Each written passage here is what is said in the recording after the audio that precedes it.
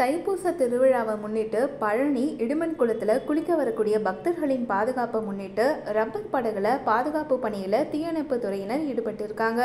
திண்டுக்கல் மாவட்டம் பழனி தண்டாயுதபாணி சுவாமி கோயிலுக்கு தைப்பூச திருவிழாவை முன்னிட்டு பல மாவட்டங்கள்ல இருந்தும் தினந்தோறும் பல்லாயிரக்கணக்கான பக்தர்கள் வந்து தரிசனம் செஞ்சு செல்றாங்க. இந்த நிலையில பல்வேறு மாவட்டங்கள்ல இருந்து ஏராளமானோர் பாத யாத்திரையா வரக்கூடிய நிலையில பக்தர்கள் இடுமன் குளம் சண்முக நதியில புனித நீராடி விட்டு பழனி மலை கோயிலுக்கு செல்வதை வழக்கமாக கொண்டிருக்காங்க.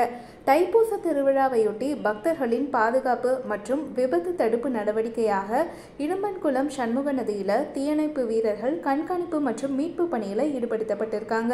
இடும்பன்குளத்துல ஆழமான பகுதிக்கு செல்லாமல் இருக்க தடுப்புகள் அமைக்கப்பட்டிருப்பது குறிப்பிடத்தக்கது.